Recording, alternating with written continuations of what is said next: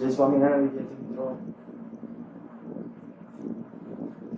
Last થી આગળ ત્યાંથી શરૂ કરીએ. એલસીઆર એસી શ્રેણી પરિપથ માટે વિદ્યુત ભારનું વિકલ સમીકરણ મેળવ્યું. એ વિકલ સમીકરણનો ઉકેલ મેળવી પ્રવાહ અને કળાનું સૂત્ર એકવાર ઝડપથી એ સૂત્ર લખી નાખું છું. જ્યારે એલસીઆર શ્રેણી બરાબર એલસીઆર સિરીઝ ત્યારે એ સંજોગોની અંદર આપણે લાગુ પાડેલા વોલ્ટેજ હતા V બરાબર Vm sin ઓમેગા t. એને અનુરૂપ આપણું પ્રવાહનું ઇક્વેશન આપણે આવું મેળવ્યું તો I બરાબર Im sin omega t plus phi, જ્યાં phi એટલે કળા તફાવત અને Im એટલે મહત્તમ પ્રવાહ. તો Im બરાબર થશે Vm upon Z માન, જ્યાં Z માન એટલે આપણે લખ્યું હતું LCR પરિપથ માટે under route r² plus xc minus xl એનો સ્ક્વેર. Vm મહત્તમ વોલ્ટેજ છે અને આ પણ IRMS ના સંદર્ભમાં લખો તો પણ ચાલે. અને phi બરાબર tan inverse xc minus xl upon r. આ મુખ્ય જે આપણે કહી શકાય કે આના આધારે કોઈ પણ પ્રકારના પરિપથને સમજવો સહેલો છે. જો V બરાબર Vm cos ઓમેગા t આપેલું હોય તો I બરાબર Im cos omega t plus phi. બાકી જે phi કળા તફાવત ને બધા ઇક્વેશનો છે તમે એને અનુરૂપ છે એ લખી શકો છો. આજનો આપણો ટોપિક છે અનુનાદ અથવા એલસીઆર શ્રેણી અનુનાદ. હું આખું ખાલી આટલું લખું છું અનુનાદ, કારણ કે અનુનાદ એટલે યાંત્રિક દોલનોનો અનુનાદ આપણે 11th માં ભણી ગયા છીએ. આયા આપણે જ્યારે કહીએ તો સર્કિટના કિસ્સામાં અનુનાદ, અને આ અનુનાદને સારી રીતે સમજવા માટે પહેલા તો આપણે એક વખત યાંત્રિક દોલનના કિસ્સામાં અનુનાદ યાદ કરીએ. જ્યારે કોઈ પણ દોલન કરી શકે એવું તંત્ર છે ને એક ચોક્કસ પ્રાકૃતિક કોણીય આવૃત્તિ હોય. પ્રાકૃતિક કોણીય આવૃત્તિ કેટલી? યાંત્રિક દોલનના કિસ્સામાં કહું છું √k/m અથવા √g/l. બરાબર, આ પછીનો ખાસ કિસ્સો હતો. બાકી પ્રાકૃતિક કોણીય આવૃત્તિ એટલે આપણે કેવી રીતે આ કહી શકાય. તો આના ઉપરથી તમને એની આવૃત્તિ મળે. એ જે આવૃત્તિ કહેવાય એને કહેવાય તંત્રની પ્રાકૃતિક આવૃત્તિ. જ્યારે તંત્રની જેટલી પ્રાકૃતિક આવૃત્તિ છે એટલી જો બાહ્ય આવર્તક બળની આવૃત્તિ થાય એટલે આના ઉપરથી આપણે આવૃત્તિ મેળવી શકો 1/2π√k/m. આને અનુરૂપ જો બાહ્ય આવર્તક બળની આવૃત્તિ આટલી થાય તો તંત્રનો કંપ વિસ્તાર મહત્તમ બને. આ ઘટનાને અનુનાદ કહેવાય. અને જ્યારે હું અનુનાદ તમને 11th ની અંદર સમજાવતો ત્યારે બહુ ભારપૂર્વક અને ફોકસ પૂર્વક તમને કીધું હતું કે ભાઈ 12th ની અંદર છે આપણે ટીવી નું ટ્યુનિંગ અને એવું બધું ભણશું. તો આ ટીવી નું ટ્યુનિંગ શું છે ને એ બધું સમજવા માટે એકવાર આ જે અનુનાદની વાત છે બહુ ઝડપથી એકવાર ટૂંકમાં ત્યારે હું એક ઉદાહરણ આપતો કે ભાઈ ઘોડિયું, એક મેં આવું એક સ્ટેટમેન્ટ આવું કીધું હતું કે ઘોડિયામાં રડતું બાળક આપણને શું કહે છે. આવું એક સ્ટેટમેન્ટ કીધું તો ઘોડિયામાં રડતું બાળક આપણને એમ કહે છે કે મને એવી રીતે હિંચોળો કે તમારા વડે લાગતા બાહ્ય આવર્તક બળની આવૃત્તિ એટલે કે કોણીય આવૃત્તિ એ એના તંત્રના એટલે કે ઘોડિયાના પ્રાકૃતિક આવૃત્તિ જેટલી થાય. એક વસ્તુ યાદ રાખજો, કોઈ પણ દોલન કરી શકે એવું તંત્ર હોય ને એ તંત્રને એની પ્રાકૃતિક કોણીય આવૃત્તિ અથવા પ્રાકૃતિક આવૃત્તિ હોય અને હોય જ. હવે બાહ્ય આવર્તક બળની આવૃત્તિ એના જેટલી જ રાખો, બે સરખી થાય ને તો કંપ વિસ્તાર મહત્તમ બને. હવે એ સૂત્રાત્મક કે બહુ લાંબી રજૂઆત છે એટલે આપણે 11th નું એટલું બધું યાદ નથી કરતા. એનો એમ્પ્લિટ્યુડ જે કંપ વિસ્તારનું સમીકરણ હતું એ કંપ વિસ્તાર પણોતી દોલનના કિસ્સામાં કંપ વિસ્તારનું એક સમીકરણ છે F0 upon into bracket m omega 0 square minus omega square plus b square omega square and n raised to 1/2 ઘાત. આવું કંઈક આપણે ભણી ગયા. બરાબર, આ જે સમીકરણ છે એના આધારે આપણે કહી શકીએ કંપ વિસ્તાર મહત્તમ બનવા દેવો તો આ બે આવૃત્તિ કંઈક સરખી કરતા. આ 11th ની વાત છે, એ યાદ ન આવશે તો ચાલશે, આ નહીં યાદ આવે ચાલશે, પણ આટલું યાદ હોવું જોઈએ. અનુનાદની વ્યાખ્યા હું વારે ઘણી કે તો ભાઈ અનુનાદ જ્યારે આવશે ત્યારે અનુનાદની વ્યાખ્યા તમને આટલી આવૃત્તિ હોવી જોઈએ. બે આવૃત્તિ મેચ થાય કે એક તંત્રની પ્રાકૃતિક આવૃત્તિ અને બીજી બાહ્ય આવર્તક બળની આવૃત્તિ. આ બંને આવૃત્તિ જ્યારે મેચ થાય ત્યારે તંત્રનો કંપ વિસ્તાર મહત્તમ બને. હવે કેવી રીતે મહત્તમ બને? તો હું તમને એક જે ઘોડિયાનું ઉદાહરણ આપતો તો એની જેમ જ કદાચ આપણે હિંચકામાં હિંચકતા હોઈએ, બરાબર, એ વખતે તમે જોયું હશે કે ભાઈ હિંચકામાં જ્યારે હિંચકો આમ જતો હોય ત્યારે પગ આપણે લાંબા કરીને પાછા ત્યાં આવતો હોય તો પગ વાંકા વાળી લઈએ છીએ. તો આપણે બરાબર એની સાથે મેળે બળ આપણે લગાડીએ છીએ, આપણા બોડી વડે બળ લગાડીએ છીએ એમનેમ જ, પણ એ જે બળ લગાડીએ છીએ આપણે મેં કીધું કે ભાઈ બે બાહ્ય આવર્તક બળ છે, આડેધડ લગાડો. હું તમને કહું, માની લો કે અહીંથી આમ જાવ છો, અહીંથી આમ જ્યારે જાવ છો ત્યારે પગ લાંબા કરવા બદલે પગ વાંકા વાળજો, પગ વાંકા વાળજો.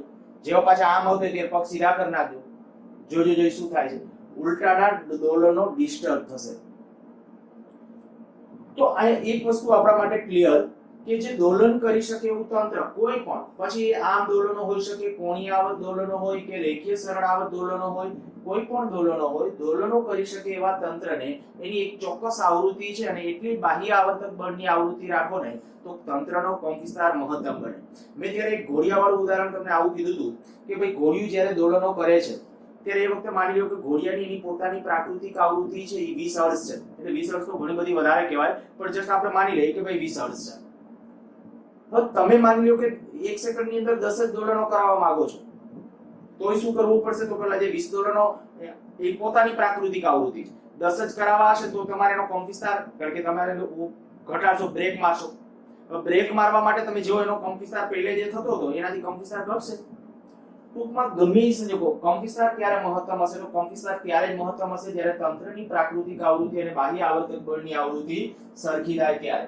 ઓકે, આપણે જે વાત કરીએ છીએ એની અંદર આ જે ઇન્ડક્ટર, આ કેપેસિટર, આ અવરોધ, આને આપણે જોડેલ છે એસી પ્રાપ્તિસ્થાન સાથે. આપણું એસી પ્રાપ્તિસ્થાન છે આપણું કીધું હતું કે V = Vm sin ωt.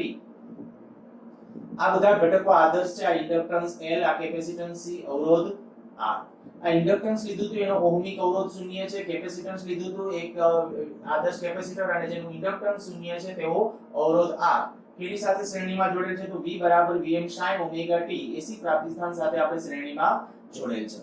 આ વખતે જો આપણે કહીએ કે એમાં પ્રવાહનું સમીકરણ લખીને હું ડાયરેક્ટ લખીશ કે અહીં આ જે શ્રેણી જોડાણ છે, શ્રેણી જોડાણના કિસ્સામાં અહીં પરિપથમાં પ્રવાહ, અહીં પરિપથમાં પ્રવાહ, સમીકરણ શું? I Im.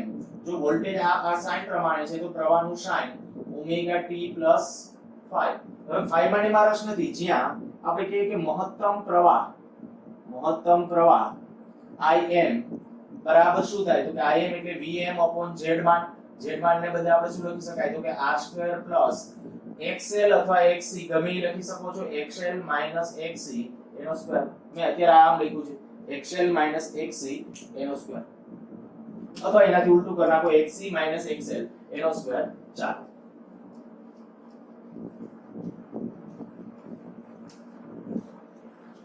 હવે આ જે આપણું આ પ્રવાહનું સમીકરણ છે, મહત્તમ પ્રવાહ, જો આયા હું આવું કરું, આ XL એટલે શું છે? તો કે ઇન્ડક્ટિવ રિએક્ટન્સ ωL. XC શું છે? Capacitive reactance 1/ωc. જો આ કિંમતો હું આયા મૂકું તો Im = Vm √R² + XL લખ્યું છે તો આપણે કહી નાખીએ ωL -1/ωc². બીજું કઈ નથી કર્યું, માત્ર ને માત્ર આપણે કહી શકીએ અહીંયા XL ને બદલે છે લખી નાખ્યું છે ωL અને XC ને બદલે લખી નાખ્યું છે 1/ωc. હવે માની લ્યો આ ઓમેગા શું છે યાદ કરો? કોણીય આવૃત્તિ. હવે આમાં LCR પરિપથમાં કોને કોણીય આવૃત્તિ? તો કે આને પ્રાપ્તિ સ્થાનના, જે પ્રાપ્તિ સ્થાનની જે કોણીય આવૃત્તિ છે ને તે છે. જો ઈ આપણે DC પ્રાપ્તિ સ્થાન હોય તો કે ઈ ઓમેગા 0 હોય, DC હોય તો ઓમેગા 0, ઓમેગા 0 હોય તો આનું મૂલ્ય વગર રીતે 0 થાય, આ ઇન્ફાઇનાઇટ થઈ જાય. આ 0 થઈ જાય. આપણે તો વાત કરી ગયા છે અગાઉ કે DC પરિપથોની અંદર છે ઇન્ડક્ટરનો કોઈ રોલ હોતો નથી. સારું, હવે હું તમને જે કહેવા માંગુ છું કે જો ઓમેગા બરાબર 0 લઈએ, બરાબર, પ્રારંભમાં આપણે માની લઈએ કે ભાઈ ઓમેગા બરાબર 0 છે, તો ઓમેગા L બરાબર 0. જો ઓમેગા નું મૂલ્ય 0 થી શરૂ કરી વધારતા જઈએ, ઓમેગા નું મૂલ્ય 0 થી શરૂ કરીને વધારતા જઈએ તો શું કન્ડિશન આવશે? તો કે જ્યારે આપણે કહીએ કે ઓમેગા બરાબર 0 હશે, બરાબર, ઓમેગા બરાબર 0, તો ત્યારે આપણે કહી શકાય ઓમેગા L બરાબર 0 થશે અને 1/ωc ઇન્ફાઇનાઇટ થશે. અચ્છા ચાલો, ઓમેગા નું મૂલ્ય એનાથી વધારીએ. જો ઓમેગા નું મૂલ્ય એનાથી વધારીએ એટલે 0 કરતા વધારીએ, જો ઓમેગા નું મૂલ્ય વધે તો શું થશે? તો કે ઓમેગા L છે વધવા લાગશે અને 1/ωc છે એ ઘટવા લાગશે. આ તો ખ્યાલ આવી જવો જોઈએ. આની અંદર જો ઓમેગા વધે એટલે આપણે કે પહેલા એસી જે છે એની ઓમેગા 0 મીન્સ કે ભ્રમણ નથી કરતું જનરેટર, તો આપણે એનો અર્થ કે ભાઈ ઓમેગા કોણીય આવૃત્તિ નથી. કોણીય આવૃત્તિ ના હોય તો વોલ્ટેજ ન હોય, તો વોલ્ટેજ ત્યારે 0 જ હોય. તો ત્યારે આપણે કહી શકાય કે ભાઈ આ ઓમેગા 0 થી શરૂ કર્યું, ઓમેગા જ્યારે 0 હતું ત્યારે ઓમેગા એલ 0 થયું, પણ 1/ωc કેવું ઇન્ફાઇનાઇટ. હવે ઈ જરાક વિચારો જોઈએ કે આ જે પદ થયું જો છેદ ઇન્ફાઇનાઇટ થાય તો પ્રવાહનું મહત્તમ મૂલ્ય કેટલું થશે? 0. તો પહેલા પ્રવાહ 0. અચ્છા, હવે માની લો કે ઓમેગા નું મૂલ્ય વધારતા જઈએ. જ્યારે ઓમેગા વધારતા જઈએ ઓમેગા નું મૂલ્ય વધારતા જશું એમ ઓમેગા એલ એટલે કે ઇન્ડક્ટિવ રિએક્ટન્સ આ જે છે એ વધતો જશે અને 1/ωc નું મૂલ્ય ઘટતું જશે, 1/ωc ઘટતું જશે. એક સ્થિતિ એવી આવશે કારણ કે આ દેખીતી વાત છે, અહીંયા તમે એ તો જોઈ શકો છો કે ઓમેગા એલ નું મૂલ્ય કન્ટિન્યુઅસલી વધતું જાય છે જેમ ઓમેગા વધારવા, અને ઓમેગા વધારવા સાથે 1/ωc નું મૂલ્ય શું થાય? ઘટતું આવે છે. એક સ્થિતિ એવી આવશે કે બેના મૂલ્યો કેવા થાય? સરખા. તો આપણે કહીએ કે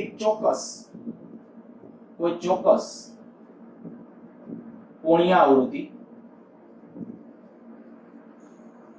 ઓમેગા બરાબર ઓમેગા 0 માટે ધારી લો આવી કન્ડિશન થયું કે ઓમેગા 0l બરાબર 1/ωc. આ કેમ લખી નાખ્યું તમને ખ્યાલ આવી ગયો હશે, કારણ કે આનું મૂલ્ય વધતું જાય છે, આનું મૂલ્ય અનંત થી ઘટતું. હજુ આ પેલા 0 હતું, આ કેવું હતું? અનંત. તો આનું મૂલ્ય 0 થી શરૂ કરી અને વધતું જાય છે, 1/ωc નું મૂલ્ય અનંત થી શરૂ કરી અને ઘટતું આવે છે. એક સ્થિતિ એવી એક ચોક્કસ કોણીય આવૃત્તિ માટે આપણે કીધું ભાઈ ઓમેગા બરાબર ઓમેગા 0 માટે આ શું થયું કે ઓમેગા 0l અને આ બેના મૂલ્યો સરખા થઈ જાય. આ જ્યારે સરખા થાય ને ત્યારે જરાક આ જોવો જોઈએ, આ બે પદ જો સરખા થાય તો શું થશે? તો ત્યારે આપણે કહી શકાય કે ભાઈ આ જે ઇમ્પિડન્સ z માન છે, z માન, રાઈટ, z માન નું મૂલ્ય કેટલું આવી જશે? તો કે √r² + 0 અર્થાત કે નું મૂલ્ય કેટલું થઈ જાય? r. z માન નું મૂલ્ય છે એક્ઝેક્ટલી r જેટલું થઈ જશે, અને z માન જો r જેટલું થઈ જાય તો પ્રવાહનું Irms અથવા તો Im એટલે શું? Vm/z માન. તો આપણે કહી શકાય કે આ Vm/r અર્થાત કે Irms બરાબર Vrms અપોન Vm/√2 આપણે થશે શું? એ તમને ખ્યાલ છે Vm/√2 એટલે Vrms. આ આપણે ડાયરેક્ટ Irms ના સંદર્ભમાં લખવું હોય તો Vrms/r. આ આપણે કહી શકાય કે મહત્તમ બને. તો એસી વોલ્ટેજની એક ખાસ કોણીય આવૃત્તિ માટે, એટલે ખાસ કોણીય આવૃત્તિ કઈ તો કે ઓમેગા 0. એસી વોલ્ટેજની એક ખાસ કોણીય આવૃત્તિ માટે પ્રવાહનું આરએમએસ મૂલ્ય મહત્તમ બનવાની ઘટનાને શ્રેણી અનુનાદ કહે છે. વ્યાખ્યા એકવાર ફરીથી, એસી વોલ્ટેજની ખાસ એટલે કઈ તો કે ઓમેગા બરાબર ઓમેગા 0 આ એક ચોક્કસ, અને એ કઈ ચોક્કસ તો કે એને આજે આના ઉપરથી ફાઇન્ડ, હમણાં એ એમસીક્યુ માટે કહું છું. એસી વોલ્ટેજની એક ખાસ કોણીય આવૃત્તિ માટે પ્રવાહનું આરએમએસ મૂલ્ય મહત્તમ બનવાની ઘટનાને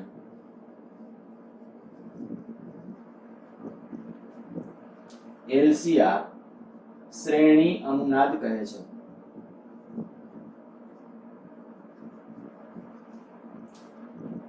આ ખાલી શ્રેણી અનુનાદની વ્યાખ્યા થઈ, બરાબર. એના એમસીક્યુ ની લઈએ. અનુનાદની સ્થિતિ માટેની આપણે કઈ સૌથી પહેલા તો સરળ ક્વેશ્ચનના સંદર્ભમાં એક કામ કરી, ચાલો આ પૂછી નાખું છું. આટલી વસ્તુ મગજમાં રાખજો. જ્યારે હું એમ કહું કે ભાઈ પ્રવાહનું સમીકરણ, તો પ્રવાહનું સમીકરણ છે એ I = Im sin omega t + ϕ. આની જરૂર પડવાની છે આપણને. એમાં મહત્તમ પ્રવાહ એટલે શું? તો મહત્તમ પ્રવાહ Im = Vm/z માન. આ પરિણામ પણ યાદ હોવું જોઈએ, કારણ કે કેવી રીતે બદલાય છે એના આધારે આપણે આલેખની બધી વસ્તુઓ ડ્રો કરી શકશું, બરાબર. બીજું, ઇન્ડક્ટિવ રિએક્ટન્સ, કેપેસિટિવ રિએક્ટન્સ શું છે, કેવી રીતે એના મૂલ્યો બદલાય છે. જ્યારે ઓમેગા નું મૂલ્ય 0 હોય ત્યારે ઓમેગા L 0, 1/ωc નું મૂલ્ય ઇન્ફાઇનાઇટ. આ જ સ્થિતિની અંદર જેમ જેમ ઓમેગા મૂલ્ય વધારતા જઈએ એમ ઓમેગા L વધશે, 1/ωc ઘટશે. પછી આપણે કીધું કોઈ ચોક્કસ કોણીય આવૃત્તિ ઓમેગા બરાબર ઓમેગા 0 માટે શું થયું? તો કે આ બે પદ સરખા થાય.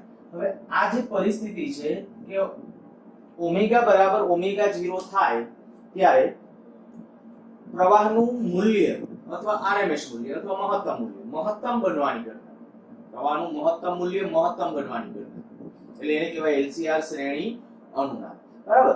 હવે આ એક મેં કીધું શરત, અનુનાદ માટેની શરત એક આ રીતે. ઓકે, આ એક શરત તો આ લખી નાખું છું. કદાચ તમે એમ કે ભાઈ અનુનાદની શરત જણાવો, તો અનુનાદ માટેની શરત આ એક રીતે. બીજી રીતે આમ લખી શકાય, આને તમે આમ કહી શકશો omega 0 LC omega 0 square LC બરાબર 1. આ પદ આ લઈ લીધું છે. અથવા આને આમ લખી શકો ઓમેગા 0 બરાબર 1 અપોન રૂટ ઓફ LC જોવો જોઈએ. અથવા આને આમ લખી શકો f0 બરાબર 1 upon 2 pi root of LC. હવે બે કે ત્રણ વાર એવા પ્રશ્નો પૂછે અનુનાદીય આવૃત્તિ શોધો.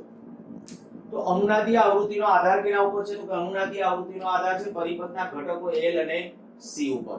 જે ઇન્ડક્ટન્સ L આપેલું છે, કેપેસિટન્સ C આપેલું છે, તો L અને C આ બે ફેક્ટરને ધ્યાનમાં રાખી અને તમે આવૃત્તિનું મૂલ્ય છે ફાઇન્ડ આઉટ. મીન્સ કે આ અનુનાદીય આવૃત્તિ, આ અનુનાદીય કોણીય આવૃત્તિ, આ બંને અનુનાદ માટેની શરત છે. હા, પછી તમે એને બીજી કોઈ રીતે લખવા માંગતા હોય કે ભાઈ આપણે આ દાખલા તરીકે ઓમેગા 0 સ્ક્વેર બરાબર આ s સ્ક્વેર રાખો 1 upon LC, આ બધી એના માટેની શરત કહેવાય. આ 1 2 3 બોર્ડ સ્ટેટ બોર્ડ ની અંદર બે કે ત્રણ વાર આવું પૂછ્યું છે અનુનાદ માટેની શરત જણાવો. તો અનુનાદ માટેની શરત આમાંથી કોઈ પણ લખી શકો, પણ એ મોસ્ટલી કી ની અંદર આ આપે છે ઓમેગા 0 સ્ક્વેર LC બરાબર 1. જરૂરી નથી આ બધી શરત તરીકે ચાલે, બધા સાચા જ પાડવામાં આવે છે અને માર્ક્સ મળે છે. હવે બીજું અનુનાદ વખતે એક પેલો ક્વેશ્ચન કીધો અનુનાદ માટેની શરત, બરાબર. આ પેલો ક્વેશ્ચન શરત જણાવો. અનુનાદ વખતે ઇમ્પિડન્સ z કેટલો? મેં ટૂંકું લીધું છે. અનુનાદ વખતે z કેટલો? તો અનુનાદ વખતે z માન, z લખો એટલે z માન મૂલ્ય સમજવાનું. તેનું મૂલ્ય કેના જેટલું થઈ જશે? r જેટલું. શું કામ? તો હવે કારણ તમને ખબર છે, કારણ કે z માન નું સૂત્ર આવું છે r square plus xl minus xc square. પણ એ xl ને xc તો બે સરખા થઈ જશે. આ બે સરખા થશે તે સરખા એટલે 0 થઈ જશે. તો એનું મૂલ્ય કેટલું આવી જશે? આના જેટલું. અને એ વખતે આપણે કહી શકાય કે પ્રવાહ નું મહત્તમ મૂલ્ય અથવા RMS મૂલ્ય. મહત્તમ મૂલ્ય લખું તો મહત્તમ મૂલ્ય Im બરાબર કેટલું થશે? Vm upon R. આ પ્રવાહ છે એનું સૌથી મહત્તમ મૂલ્ય હશે. અચ્છા, આપણે એમ કહેવા માંગીએ ભાઈ અનુનાદ વખતે શ્રેણી અનુનાદ, બીજો અનુનાદ નહીં, LC યાંત્રિક દોલનનો અનુનાદ નથી. અનુનાદ વખતે ઇમ્પિડન્સ નો કયો ભાગ શૂન્ય થાય? તો એ કાંઈ તમને ખાસ ધ્યાન દોરી દઉં કે આપણે જે z નું આપણું જે આ સમીકરણ લઈએ છીએ ને, આ r square plus omega l minus 1 upon omega c એનો સ્ક્વેર, આ છે નો કાલ્પનિક ભાગ કહેવાય. ઇમ્પિડન્સ નો કાલ્પનિક ભાગ. હું આ ઉલ્લેખ આપણે ટેક્સ્ટબુકમાં ઉલ્લેખ નથી કર્યું, જૂની ટેક્સ્ટબુક ની અંદર આ સારી રીતે એક્સપ્લેન કરેલું હતું, પણ હવે અત્યારે ખાલી આટલું કહી દઉં છું કે આને એનો કાલ્પનિક ભાગ કહેવાય. બરાબર. થોડું વિચારો તો વિચારો કે રિયલ માં અવરોધ કયો છે? આ રિયલ માં ઓહમિક અવરોધ છે. અને અહીંયા આપણે કહી શકીએ કે જૂલ ઉષ્મા ઉર્જા સ્વરૂપે વ્યય પામે. પણ આની અંદર તો કે આમાં જૂલ ઉષ્મા અથવા વિદ્યુત ઉર્જા જૂલ ઉષ્મા સ્વરૂપે વ્યય પામતી નથી. આમાં જૂલ ઉષ્મા ઉત્પન્ન થાય, વિદ્યુત ઉર્જા જૂલ ઉષ્મા સ્વરૂપે ઉત્પન્ન થશે, જ્યારે આની અંદર ન થાય. તો એ જે છે ને આ ઇમ્પિડન્સ, આ જે ભાગ છે ને ખરેખર એનો ઇમ્પિડન્સ નો કાલ્પનિક ભાગ બોલાય છે. એટલે આપણે આને સમજશું ઇમ્પિડન્સ નો કયો ભાગ શૂન્ય થાય? તો ઇમ્પિડન્સ નો કયો ભાગ? કાલ્પનિક ભાગ. મીન્સ કે કાલ્પનિક ભાગ એટલે કયો? તો કે omega l minus 1 upon omega c. આ કાલ્પનિક ભાગ છે અને કાલ્પનિક ભાગ બરાબર શું થશે? 0. તો આ સામાન્ય ખાલી આપણે કહી શકીએ આના ઉપરથી ડાયરેક્ટ રીતે મેં MCQ કીધા. અનુનાદ માટેની શરત થઈ ગઈ. અનુનાદની શરત બે ત્રણ અલગ અલગ રીતે લખાય. ઇમ્પિડન્સ નું સૂત્ર, પ્રવાહનું RMS મૂલ્ય કે મહત્તમ મૂલ્ય, અને વ્યાખ્યા શું? તો કે AC વોલ્ટેજની એક ખાસ કોણીય આવૃત્તિ માટે પ્રવાહનું RMS મૂલ્ય અથવા પ્રવાહનું મહત્તમ મૂલ્ય મહત્તમ બનવાની ઘટના, એટલે એને કહેવાય શ્રેણી અનુનાદ. આમાં તમને થાય ભાઈ અનુનાદ કઈ રીતનો? ખરેખર અનુનાદ શું છે? તો આપણે કે કંપ વિસ્તાર મહત્તમ, તો આમાં પ્રવાહ મહત્તમ, એ તો સમજાવ. પણ શું કામ છે આવા અનુનાદનું? કામ શું છે તો એ સમજવાની ટ્રાય કરીએ. આ શરતોની બધું ખાસ પ્રશ્નના સંદર્ભમાં અથવા પ્રશ્ન લખીને આન્સરના સંદર્ભમાં લખજો.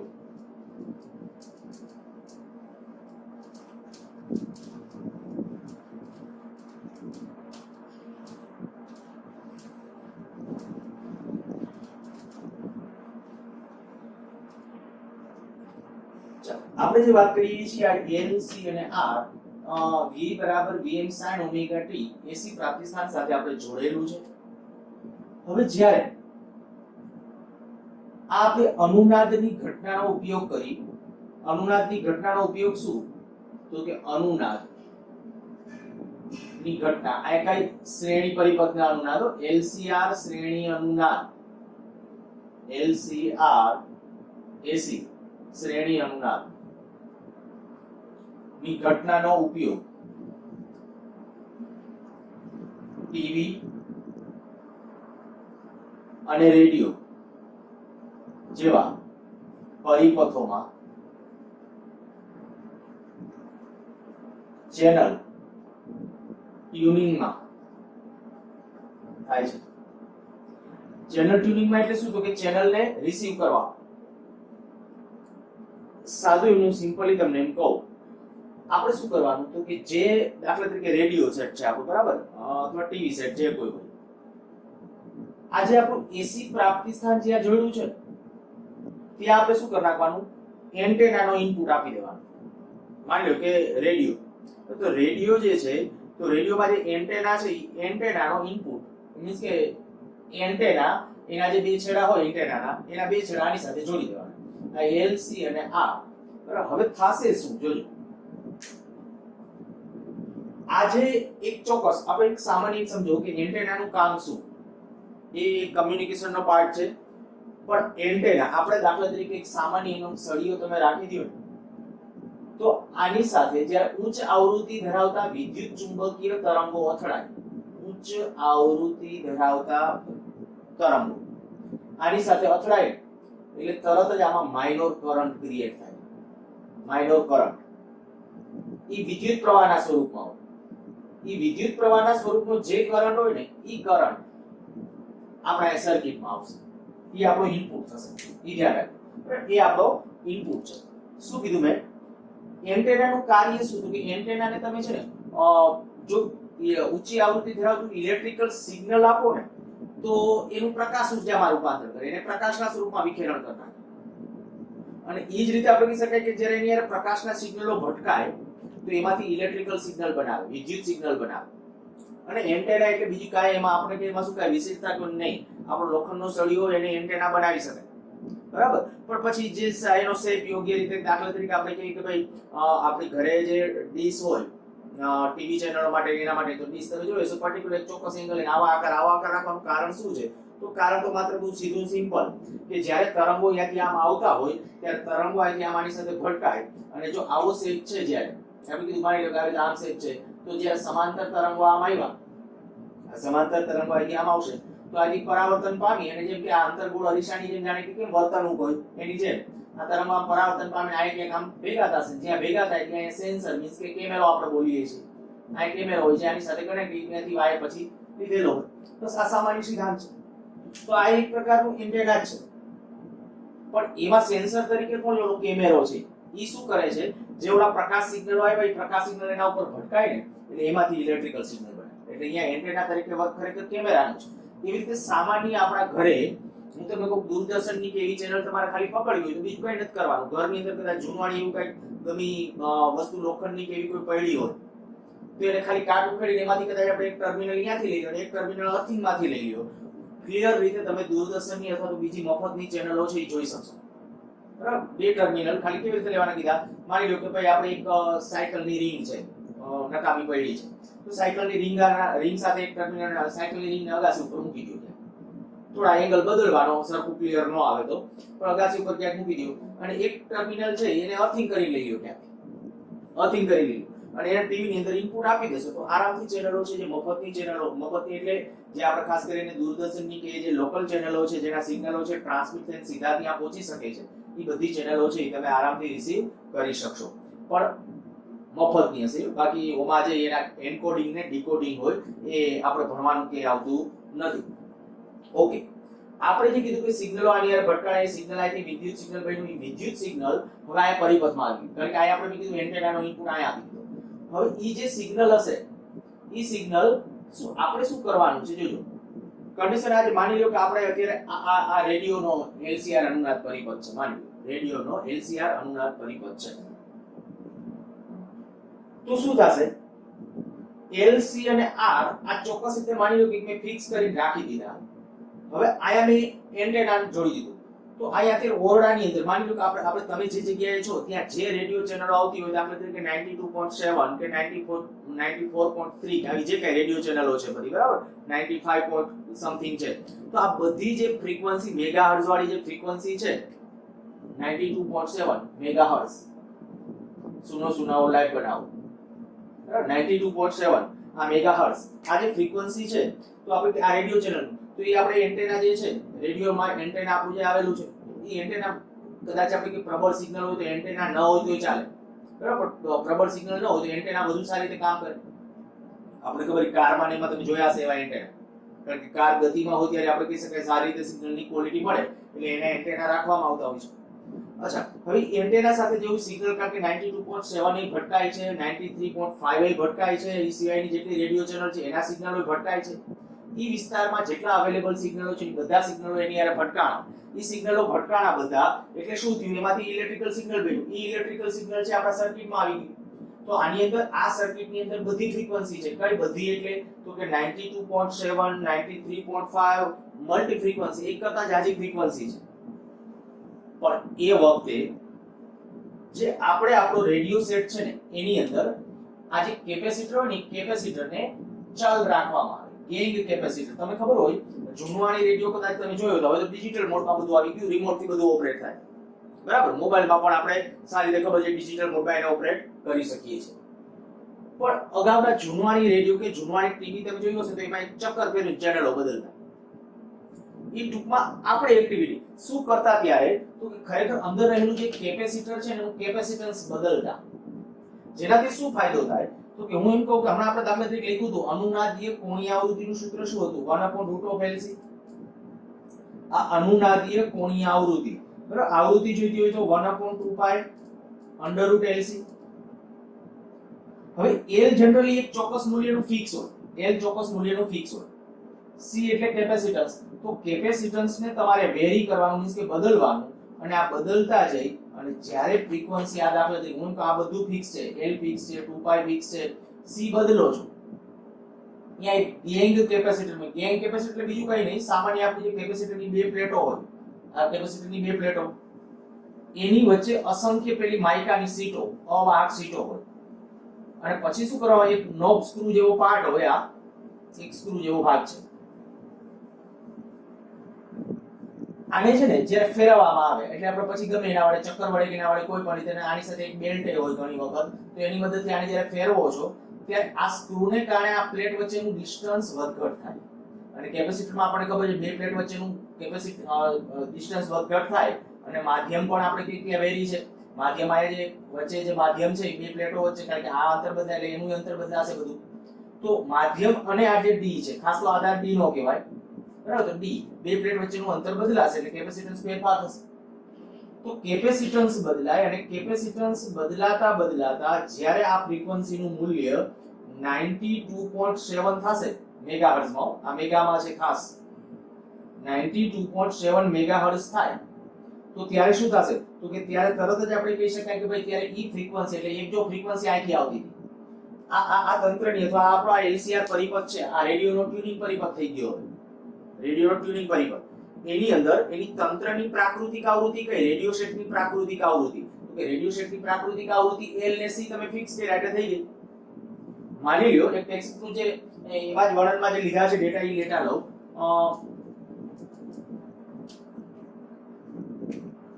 L નું મૂલ્ય છે દાખલા તરીકે 1 મિલી હેનરી, કેપેસિટન્સ C છે 1 નેનો ફેરાડ, આવું લીધું છે માની લો. L 1 milli henry, C 1 nano farad.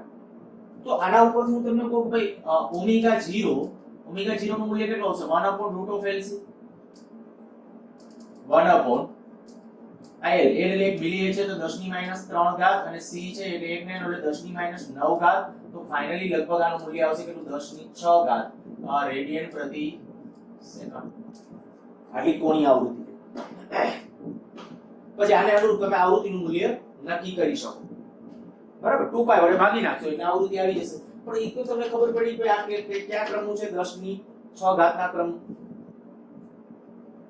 હવે તમે દાખલા તરીકે પરિપથનું અંદર કેપેસિટન્સ બદલો, આ કેપેસિટન્સનું મૂલ્ય બદલશો તો આ બદલાશે કે ઈ જે થઈ ને ઈ શું કહેવાય આપણા સર્કિટની અથવા પરિપથની પ્રાકૃતિક આવૃત્તિ. ખાસ ધ્યાન રાખજો પરિપથની પ્રાકૃતિક આવૃત્તિ થઈ. હવે જ્યારે એક્ઝેક્ટલી આની બાહ્ય આવર્તક બળની આવૃત્તિ તો હતી જ, બાહ્ય આવર્તક બળ નથી આયા, બાહ્ય આવર્તક વોલ્ટેજ છે. ઈ કોણ છે? પેલા એન્ટેનાનો આઉટપુટ, જે એન્ટેના જે હતું એન્ટેનાનું જે સિગ્નલ છે અહીંયા આપણે એપ્લાય કરી દીધું હતું, ઈ આને આપણે આપી દીધેલું છે. એટલે શું થશે હવે તો કે જ્યારે બે ફ્રીક્વન્સી મેચ થશે ને ત્યારે આની અંદર પ્રવાહનું મૂલ્ય કેવું થઈ જશે? મહત્તમ. પરિપથની કારણ કે મહત્તમ પ્રવાહ શું કામ? મેં હમણાં સમજાવ્યું તમને કે જ્યારે આની પ્રાકૃતિક આવૃત્તિ અને બાહ્ય આ વોલ્ટેજ, બાહ્ય આવર્તક વોલ્ટેજ છે, એ બાહ્ય આવર્તક વોલ્ટેજ ક્યાંથી આવ્યા એ ખબર પડી ગઈ પેલા એન્ટેનાનો આઉટપુટ છે. પણ ઈ બે જ્યારે સરખી થઈ આવૃત્તિ જ્યારે સરખી થાય ત્યારે આમાં પ્રવાહનું આરએમએસ મૂલ્ય મહત્તમ બનશે અથવા પ્રવાહ પરિપથની અંદર વહેતો પ્રવાહ મેક્સિમમ થાય ત્યારે પાવર કન્ઝમ્પશન પણ મેક્સિમમ. અને એ ચેનલ છે એ ટ્યુન થઈ એમ કહેવાય અથવા ઈ ચેનલ છે એ આપણે વાગી ઉઠે છે એમ કહેવાય. જોજો પરિપથના કિસ્સામાં કોઈ પણ જ્યારે ટ્યુનિંગ શબ્દ આવે ને અહીંયા આપણું એલસીઆર એસી શ્રેણી કિસ્સામાં ટ્યુનિંગ છે. પછી કોઈ પણ કિસ્સાનું જ્યારે પરિપથના કિસ્સાનું ટ્યુનિંગ હોય ને ત્યારે આ કન્ડિશન હશે. બાહ્ય આવર્તક વોલ્ટેજ જે હશે, બહારથી જે વોલ્ટેજ એપ્લાય કરેલા હશે, જે મોસ્ટલી એન્ટેનાના હશે, આવું બોલું છું બરાબર. એટલે આગળ જતા પાછું ધ્યાન રાખજો. અને એક તંત્રની જે પ્રાકૃતિક આવૃત્તિ હશે એ મોસ્ટલી આપણે આના વડે નક્કી થતી હશે. ઓમેગા 0 બરાબર 1/√. અને જ્યારે એ બે સરખા થશે ત્યારે આપણે કીધું પ્રવાહનું આરએમએસ મૂલ્ય કેવું થશે? મહત્તમ. અને પ્રવાહનું આરએમએસ મૂલ્ય જ્યારે મહત્તમ થાય ત્યારે ત્યારે આપણે કીધું કે એ પ્રમાણે કે આની અંદર પાવર મેક્સિમમ હશે અને પાવર મેક્સિમમ ત્યારે ઈ ચેનલ ચાલુ થશે અથવા વાગશે એમ કહી શકાય. આપણે જે હમણાં પ્રવાહનું ઇક્વેશન લખ્યું હતું, પ્રવાહ હું આ ઇક્વેશન ફરીથી લખું છું. Im બરાબર Irms લખવું જોઈએ છું. Im બરાબર Vm upon √ r² plus xl minus xc એનો સ્ક્વેર. અથવા આના સમીકરણ હું આમ લખું છું Vm upon √ r² plus ωl minus 1 upon ωc whole square. હવે જુઓ જ્યારે આ બે સરખા થાય કારણ કે ઓમેગા એક ચોક્કસ કોણી આવે ત્યારે આ બે કેવા આપણે ખાસ વોલ્ટેજની કેવી કોણી આવે તો કે આ ભાગ શૂન્ય થાય. મીન્સ કે આ આવૃત્તિ ઓમેગા l બરાબર 1 upon ωc થાય ત્યારે Im બરાબર શું થઈ જશે? Vm upon r. એ તો આપણને ખ્યાલ જ છે. તો હું આવું કરું, આ l લીધું 1 milli henry c 1 nano Faraday. દાખલા તરીકે બે અલગ અલગ અવરોધો લઈ લો. એક અવરોધ આપણે પહેલા એક વખત અવરોધ કહીએ 100 ઓહમ અને બીજો લઈ લઈએ દાખલા તરીકે 200 ઓહમ. આવા બે અવરોધો લઈ અને જો હું પ્રવાહનું આ મૂલ્ય ગણું, દાખલા તરીકે માની લો કે લાગુ પાડેલા વોલ્ટેજ છે ને એ વોલ્ટેજ એક ચોક્કસ મૂલ્ય છે લગભગ 200 વોલ્ટ. ચાલો વોલ્ટેજનું મહત્તમ મૂલ્ય Vm બરાબર 200 લઈ લઉં છું બરાબર 200 વોલ્ટ. તો હું તમને કહું મારે બે કિસ્સામાં પ્રવાહનું મહત્તમ મૂલ્ય ગણવું હોય, અહીંથી આપણે પ્રવાહનું મહત્તમ મૂલ્ય જ્યારે ગણવું છે તો Im ત્યાં પેલો અવરોધ માટે હું લખું છું તો Vm નું મૂલ્ય કેટલું કહું છું? 200. મેં આ વોલ્ટેજ ડાયરેક્ટ મહત્તમ વોલ્ટેજ જ લીધા છે છેદમાં આ આવશે ને આ જે અનુનાદ વખતે બરાબર અનુનાદ વખતે Im બરાબર શું આવશે? Vm upon r. તો Vm એટલે કેટલું? 200 ભાગ્યા Im કેટલું? તો કે Im એટલે આપણા માટે આ જે Im બરાબર Vm upon r. r કેટલું? તો કે r નું મૂલ્ય આપણે પહેલા કિસ્સામાં દાખલા તરીકે લઈ લો 100. r નું મૂલ્ય અમે બે આપ્યા છે, એક 100 બીજું 200. તો Im બરાબર કેટલો આવશે? 200 ભાગ્યા 100 તો કેટલું? 2 એમ્પિયર. મહત્તમ પ્રવાહ 2 એમ્પિયર. બીજા કિસ્સામાં આ પહેલો પ્રવાહ, બીજો પ્રવાહ જે આવશે એ કેટલો આવશે? 200 ભાગ્યા 200. કારણ કે વોલ્ટેજ તો 200 છે, મહત્તમ વોલ્ટેજ મેં લઈ લીધા, જો આરએમએસ નથી લીધા. ટેક્સ્ટ બુકમાં જે આપ્યા હોય તમારે લેવા હોય તો ઈ છૂટ. તો Vm બરાબર આપણે કીધું 200, આ 200 અને ત્યાં આપણે r તરીકે કેટલું લઈ લો તો r બીજી વખત હું 200 લઉં છું. 200 લઈશ તો આ કેટલો આવશે? 1 એમ્પિયર. તો પ્રવાહ અડધો થઈ ગયો. જે ટેક્સ્ટ બુક ની અંદર આનું મૂલ્ય મહત્તમ મૂલ્ય છે ને 100 વોલ્ટ લગભગ લીધા છે. ચાલો એટલે તમારે એની સાથે ટ્યુનિંગ રહે. આ 100 આ 100 આ 100 એટલે અહીંયા 1 થઈ જશે અને અહીંયા 0.5 થઈ જશે. હવે જરા વિચારો કે જો હું તમને આમ કહું કે Im વિરુદ્ધ ઓમેગા નો આલેખ ડ્રો કરીએ તો એ આલેખ કેવો આવે? Im વિરુદ્ધ ઓમેગા નો આલેખ.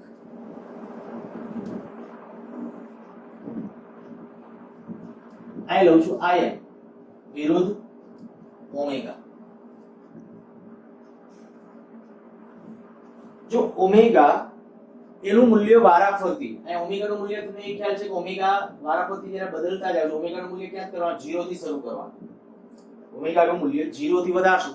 ઓમેગા જ્યારે 0 હશે, વિચારો આ જ્યારે 0 હશે ત્યારે આ પદ 0, આ પદ ઇન્ફાઇનાઇટ, મેં ઓલા લખ્યું હતું પહેલા આ 0, આ ઇન્ફાઇનાઇટ, છેદ ઇન્ફાઇનાઇટ, તો પ્રવાહનું આરએમએસ મૂલ્ય કેટલું આવશે 0, તો આ નું મૂલ્ય કેટલું આવશે 0.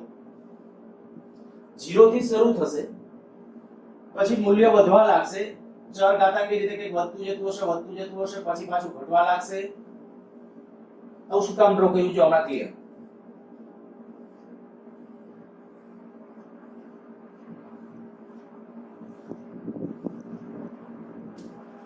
ચલો આ અક્ષ ઉપર ખાલી ઓમેગા લેવાને બદલે ઓમેગા અપોન ઓમેગા 0 લઈ લઉં છું, તો ઓમેગા 0 અપોન ઓમેગા જે લીધું આ મૂલ્ય 1. જ્યારે આપણે વાત છે, જોજો હવે આના ઉપરથી ડ્રો કરાવું છું. આ જે છે ઓમેગા નું મૂલ્ય 0, આ ઇન્ફાઇનાઇટ, આ પદ આખું આ ઓમેગા 0 લખશો અને આ પદ ઇન્ફાઇનાઇટ છે. ઇન્ફાઇનાઇટ એટલે પ્રવાહનું મહત્તમ મૂલ્ય કેટલું થઈ ગયું 0, તો 0 થી શરૂ થયું. અને જ્યારે આપણે કીધું કે ઓમેગા આ બે પદ સરખા થશે, જ્યારે આ બે પદ સરખા થશે ત્યારે પ્રવાહનું મહત્તમ મૂલ્ય કેવું હશે, મહત્તમ બનશે. ઈ કેટલું હશે, Im બરાબર Vm upon R. તો Im બરાબર આ ક્યારે ઓમેગા બરાબર જ્યારે ઓમેગા 0 થશે ત્યારે ધ્યાન રાખજો આ ક્યારે જ્યારે ઓમેગા બરાબર ઓમેગા 0, આ શરત આપણી ખબર છે, ઓમેગા બરાબર ઓમેગા 0 થાય ત્યારે આ બે પદ સરખા થશે ને, ત્યારે આ પદ 0 થશે અને ત્યારે પ્રવાહનું આરએમએસ મૂલ્ય કેવું થશે અથવા મહત્તમ મૂલ્ય મહત્તમ થશે. તો આપણે મેં લખ્યું જો ઓમેગા અપોન ઓમેગા 0, આમાં તમે જોઈ શકો છો કે ઓમેગા અપોન ઓમેગા 0 નું મૂલ્ય કેટલું આવે 1. એટલે આયા મેં લખ્યું છે કે ઓમેગા અપોન ઓમેગા 0 જ્યારે 1 હશે ત્યારે પ્રવાહનું મૂલ્ય મહત્તમ હશે. એ જે મહત્તમ મૂલ્ય આયા હશે તે આ પ્રવાહનું મહત્તમ. હવે એ મહત્તમ મૂલ્ય કેટલું છે, તો કે મહત્તમ મૂલ્ય આવ્યું 1. આયા આપણે કે આ 1 એમ્પિયર. કયા કિસ્સામાં, તો કે અવરોધી કેટલો લીધો તો આપણે અવરોધ કેટલો હતો એ પહેલા કિસ્સાનો 100. એટલે આ આપણે કે અવરોધ R1 માટે મેં આલેખ ડ્રો કર્યો છે. અવરોધ R1 શું કર્યું તો આપણે LCR લીધો તો ધ્યાન રાખજો, LCR ને ભૂલવાનું. LCR એમાં L કેટલો 1 મિલી હેનરી, C કેટલો 1 નેનો ફેરાડે. અવરોધ પહેલા આપણે લીધો છે 100 ઓહમ અને વોલ્ટેજ કેટલા લાગુ પડ્યા છે 100 વોલ્ટ માની લો.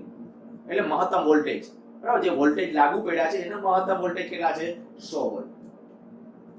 તો એ જ્યારે 100 વોલ્ટ છે ત્યારે એ પરિસ્થિતિ વખતે આપણે કહી દીધું કે ભાઈ આ કન્ડિશન જ્યારે આવશે ઓમેગા બરાબર ઓમેગા 0 એટલે આનું મૂલ્ય 1 થઈ જશે. ત્યારે પ્રવાહનું આરએમએસ મૂલ્ય મહત્તમ બનશે. કેટલું મહત્તમ બનશે 1, બરાબર. કારણ કે આપણે આ મૂલ્ય છે 1 જેટલું મહત્તમ બનશે. અચ્છા બીજા કિસ્સામાં, તો કે બીજા કિસ્સામાં જ્યારે ઓમેગા બરાબર ઓમેગા 0 થશે મીન્સ કે આ કન્ડિશન આવશે ત્યારે આ ખાલી ચેન્જ હશે ને, અહીંયા R1 ને બદલે R2 આવશે. R2 લખશો એટલે કેટલું આવશે 0.5. તો એનો અર્થ કે અહીંયા સુધી ક્યાં જશે, તો એનો આલેખ ડ્રો કરું છું.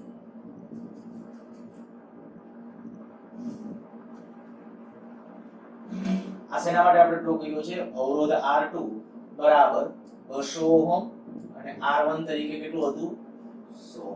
આ વક્રને છે ને અનુનાદ વક્ર તરીકે ઓળખવામાં આવે છે. IRMS અથવા તો Im વિરુદ્ધ ઓમેગા અથવા તો ઓમેગા અપોન ઓમેગા 0 ના આલેખને અનુનાદ વક્ર કહે છે.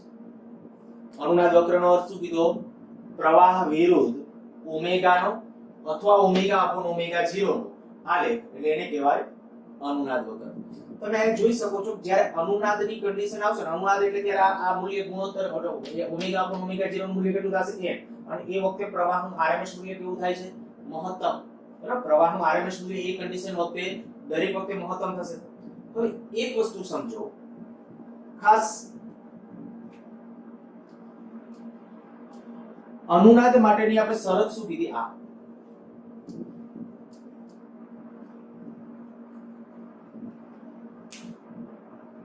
એ ઓમેગા L બરાબર 1 upon ઓમેગા C થવું જોઈએ. મીન્સ કે બંનેના રિએક્ટન્સ છે ને ખરેખર એકબીજાની અસર નાબૂદ કરતા હશે. આ ઇન્ડક્ટિવ રિએક્ટન્સ છે, આ કેપેસિટિવ રિએક્ટન્સ છે. અનુનાદ વખતે આ બંને રિએક્ટન્સ એકબીજાની અસર નાબૂદ કરતા હશે. પણ માની લો પરિપથની અંદર છે એ ઇન્ડક્ટર એક હોય જ નહીં, તો જો ઇન્ડક્ટર ન હોય તો આ કન્ડિશન ન મળી શકે અને આ ન મળે એનો અર્થ એવો થાય કે અનુનાદ પોસિબલ નથી. તો કયા પરિપથોમાં અનુનાદ હોઈ શકે અને કેમાં ન હોઈ શકે? ગુજકેટ માટે પૂછાયેલો ક્વેશ્ચન. હું તમને અત્યારે આપણે જે આગલા લેક્ચર વખતે દાખલા તરીકે માત્ર અવરોધ ધરાવતા પરિપથમાં અનુનાદ મળે તો કે ના, કારણ કે L ને C કમ્પલસરી. માત્ર L માં મળે તો કે ના, માત્ર C માં મળે, માત્ર કેપેસિટર ધરાવતા પરિપથ તો ના, RL માં મળે નહીં, RC માં મળે નહીં, LC માં મળે હા, LC માં મળે. પછી LCR શ્રેણી હોય તો એમાંય મળવાનો અનુનાદ. પણ આ RL કે RC જેવા પરિપથો કે આ સ્વતંત્ર હોય તો એમાં ક્યારે અનુનાદ મળી શકે નહીં. એટલે ખાસ આ નોંધ કરીને લખજો કે અનુનાદ માટે પરિપથમાં L અને C હાજર હોવા અનિવાર્ય છે. ન હોય તો અનુનાદ મળી શકે નહીં, નહીતર અનુનાદ મળી શકે નહીં. નહીતર એ કિસ્સામાં આપણને અનુનાદનું મૂલ્ય અનુનાદ મેળવવો એ મળે જ નહીં, મુશ્કેલ કે તેમ અનુનાદ મળે જ નહીં. અનુનાદ માટેની શરત જ આ છે કે આ રિએક્ટન્સ એકબીજાની અસર ના બદલે. એના માટે L અને C અનિવાર્ય છે. હા, પછી L અને C ક્યારેક શ્રેણીમાં છે, L અને C ક્યારેક સમાંતરમાં છે.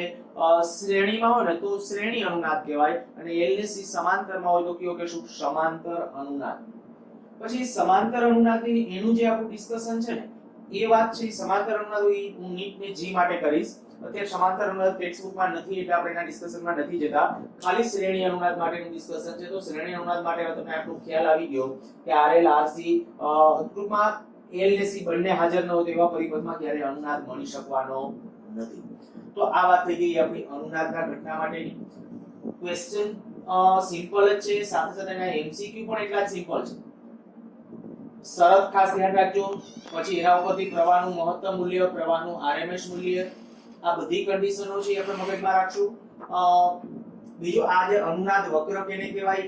અનુનાદ વક્ર માટે બીજું એક તમે જોઈ શકો છો, જ્યારે અવરોધનું મૂલ્ય છે એ ઓછું હશે ત્યારે અનુનાદ વક્રની તીક્ષ્ણતા કેવી છે? વધારે છે. અને જ્યારે આપણે કહી શકીએ કે ભાઈ આ અવરોધનું મૂલ્ય વધારે થાય છે ત્યારે અનુનાદ વક્રની તીક્ષ્ણતા ઘટતી જાય છે. એવું શું કામ થાય છે? તો હવે એના ડિસ્કશન ની અંદર એટલે પાછો એક થિયરીનો પાર્ટ અનુનાદ તીક્ષ્ણતા.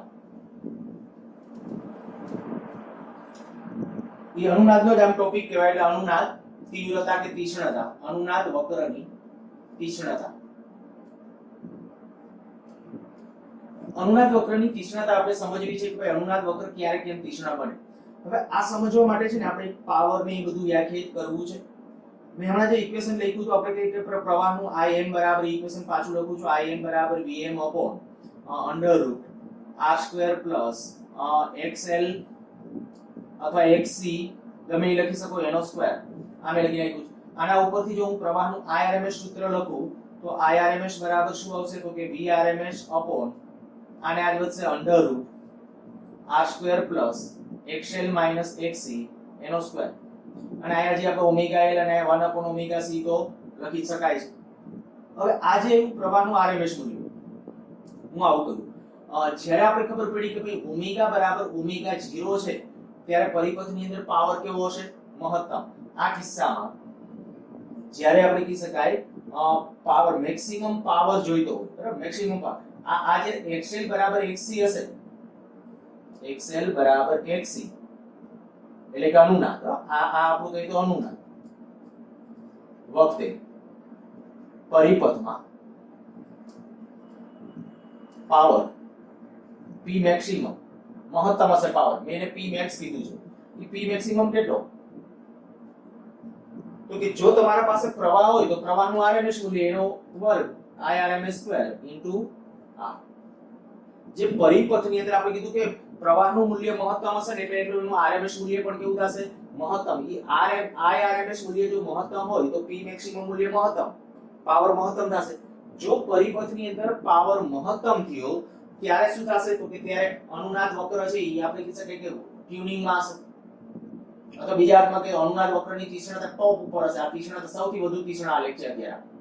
હજી અવરોધ ઘટાડો તો એનાથી વધુ મળે. હવે ઈ જ આપણે ડિસ્કશનમાં જવું છે. આમાં તમે સમજી શકતા હશો કે R નું મૂલ્ય વધારે છે વધારે પાવર કન્ઝમ્પશન થાય. R ઓછો હશે તો ઓછું. ઇન્ડક્ટર અને કેપેસિટરમાં પાવર વ્યય થતા નથી, બરાબર. પાવર વીક એની અંદર થાય તો પાવર કોણ ખાદ કરશે? તો કે અવરોધ છે એ જ પાવર ખાદ કરશે.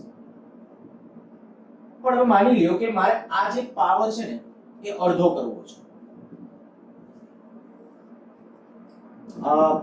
મહત્તમ પાવર કરતા પાવર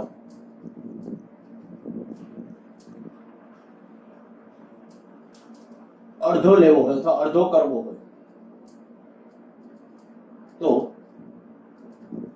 આજે આપણે Im લઈએ છીએ અથવા IRMS, બરાબર. આ જે કીધું પછી આ I એના સાથે પાલકો તો લખી દીધું. રિયલ સાચું આપણું કે I2R, તો એમાં IRMS આવે, મહત્તમ ન ચાલે. પણ હું એમ કહું કે આ જે પ્રવાહનું RMS મૂલ્ય, ચાલો લખી નાખું, હોય તો પ્રવાહનું RMS મૂલ્ય કેટલું કરવાનું? તો કે પ્રવાહનું RMS મૂલ્ય કેટલું કરશું? તો કે જુઓ અહીંયા RRM આ અડધું કરવું છે, આ અડધું, આ તો અચળ છે, આ કેટલું થવું જોઈએ? √2. તો કે પ્રવાહનું આ IRMS મૂલ્ય 1/√2 ગણું કરવું પડે. જોજો પાછા આપણે શબ્દમાં લખ્યું છે એટલે થોડું ફીલ કરજો, કારણ કે એનાથી જ આગળનો ટોપિક છે પાછો. મહત્તમ પાવર કરતા અડધો પાવર, આ પાવર છે એ મારે અડધો કરવો છે. આ રેજી છે, આ બદલવો નથી. આ અચળ રાખી પાવર અડધો કરવો છે તો પ્રવાહનું RMS મૂલ્ય કેટલું કરવું પડે? √1/√2 ગણું, એટલે √2 માં ભાગનું કરવું પડે.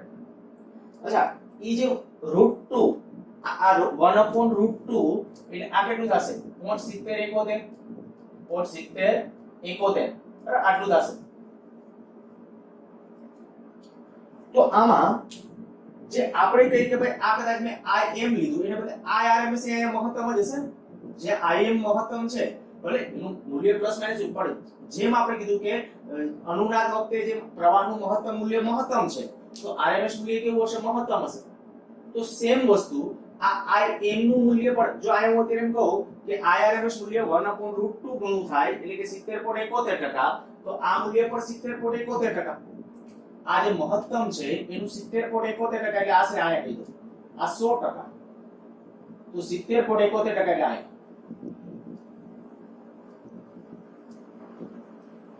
અને આયા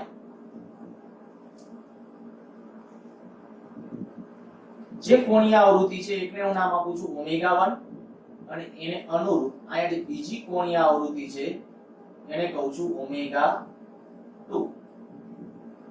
તો આ ω2 - ω1, એટલે એને કહેવાય છે હાફ પાવર બેન્ડવિડ્થ. બેન્ડવિડ્થ શબ્દને થોડો ફિલફુલ કરજો. બેન્ડવિડ્થ એટલે શું? તો કે ચોક્કસ હેતુ માટે વપરાતો ફ્રીક્વન્સીનો ગાળો. ફરીથી બોલું છું, બેન્ડવિડ્થ શબ્દનો અર્થ શું કીધો? બેન્ડવિડ્થ એટલે શું?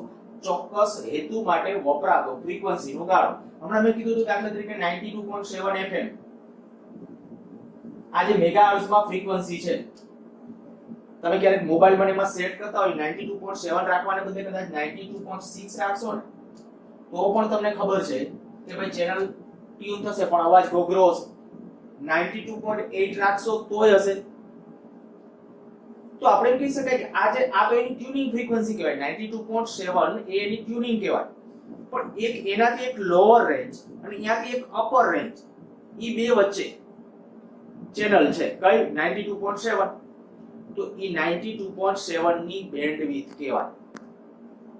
અર્થ ખબર પડી ગઈ હશે એવું માની લો. બેન્ડવિડ્થ એટલે શું? ચોક્કસ હેતુ માટે વપરાતો ફ્રીક્વન્સીનો ગાળો. તો એ ચોક્કસ હેતુ માટે વપરાતો ફ્રીક્વન્સીનો ગાળો, તો આ 92.7 માટે આપણે કહી શકીએ કે જે સૌથી લોઅર ફ્રીક્વન્સી હશે તે અને જે અપર ફ્રીક્વન્સી હશે એની વચ્ચેની જે તફાવત છે એ તફાવત એટલે એને કહેવાય બેન્ડવિડ્થ. પણ આયા નામ આપ્યું છે હાફ પાવર બેન્ડવિડ્થ, કારણ કે એટલા માટે કે આ જે બેન્ડવિડ્થ આ જે આપણે કોણીય આવૃત્તિઓ લીધી છે એના અનુરૂપ જો આ પાવર, કારણ કે આ પ્રવાહનું મૂલ્ય કેટલું થશે? Im/√2. આ IRMS લખો તો IRMS/√2 લખજો. બરાબર, IRMS લખો તો એ છૂટશે, ચાલે. ટેક્સ્ટ બુક ને ફોલો કરજો. અહીંયા આપણે કે Im/√2 લખ્યું છે આપણે, તો Im/√2 એટલે કે એ કન્ડિશન વખતે પાવર અહીંયા જે પાવર ખવાતો હશે ને પરિપથની અંદર, કયા પરિપથમાં? LCR AC પરિપથની જેટલો પાવર ખવાતો હશે એના કરતા અહીંયા પાવર કેટલો હશે? અડધો હશે. પરિણામે આ જે ફ્રીક્વન્સીઓ જે છે ને એના તફાવતને આપણે નામ આપીએ છીએ હાફ પાવર બેન્ડવિડ્થ. હવે જો અહીંથી અહીંયા સુધીનું મૂલ્ય દાખલા તરીકે આપણે કહું ડેલ્ટા ઓમેગા, અને આટલું મૂલ્ય પણ ડેલ્ટા, આ સમમિત હતું. આ જે આપણે કઈ ટ્યુનિંગ જ્યાં થતું એનાથી ડાબી બાજુ જેટલું આયા હોય એટલું આ ડેલ્ટા ઓમેગા, આટલું પણ ડેલ્ટા ઓમેગા. જૂની બુકોની અંદર છે ને આટલું આખું ડેલ્ટા ઓમેગા લેતા એટલે સૂત્ર ચેન્જ દેખાશે. ખોટું નહીં સમજતા, ટેકનિકલી અર્થ એક જ થશે, પણ વળી તમને એમ થશે કે જૂની નવી બુકમાં સૂત્રો ખોટા છે. સૂત્રો ખોટા નથી, ખાલી લખવાની પદ્ધતિ જુદી છે. આયા ડેલ્ટા ઓમેગા આટલું લીધું છે, તો હું આયા મારે એમ કેવું તો કરી શકું કે હાફ પાવર બેન્ડવિડ્થ તરીકે મારે લખવું તો આવું લખી શકાય 2 ડેલ્ટા ઓમેગા. જુઓ જોઈએ હાફ પાવર બેન્ડવિડ્થ એટલે કેટલું થશે 2 ડેલ્ટા ઓમેગા, કારણ કે ઓમેગા 2 માઈનસ ઓમેગા 2 એટલે અહીં સુધીનું, ઓમેગા 1 એટલે અહીં સુધીનું તફાવત લો તો કેટલું થશે 2 ડેલ્ટા ઓમેગા. હવે જૂની બુકોની અંદર આ કેટલું જોવા મળશે હાફ પાવર બેન્ડવિડ્થ તો ખાલી ડેલ્ટા ઓમેગા, પણ એટલા માટે કે આ આટલા ને આખા ડેલ્ટા. આપણે જે અત્યારે ડિસ્કશન કરું હું એમ કહું કે મારે ઓમેગા 1 નું મૂલ્ય નક્કી કરવું છે, તો આ આપણે કહી શકીએ કે આ ઓમેગા 1, તો ઓમેગા 1 એટલે આપણે ઓમેગા 0 માઈનસ ડેલ્ટા ઓમેગા, અને ઓમેગા 2 લખવું હોય તો ઓમેગા 0 પ્લસ ડેલ્ટા ઓમેગા. શું કહ્યું? આ ઓમેગા 2 નું મૂલ્ય લખવું હોય તો આયા તો આપણું આ ઓમેગા 0 જે ફ્રીક્વન્સી હતી એમાં આપણે કેટલું એડ કર્યું ડેલ્ટા ઓમેગા, બરાબર. આ જે આપણે કોઈ એક્ઝેક્ટ કોણીય આવૃત્તિ ઓમેગા જે છે આયા હવે આપણે ઓમેગા 0 લઈ લઉં છું.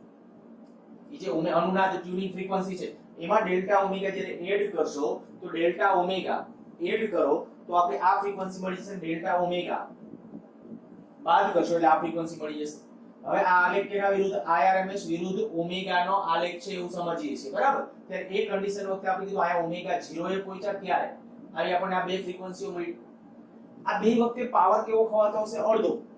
આવું જ્યારે છે ત્યારે પાવર કેટલો ખવાતો હશે પરિપથની અંદર અડધો. એટલા માટે એને અનુરૂપ જે તફાવત છે ને આપણે નામ આપી દીધું છે હાફ પાવર બેન્ડવિડ્થ. બરાબર. આ સુધી બધું વસ્તુ તમારા માટે ક્લિયર હશે. લેક્ચર આમ લેન્થ જાજી વધી જશે એટલે નેક્સ્ટ લેક્ચર ઉપર આથી છોડી દઉં છું.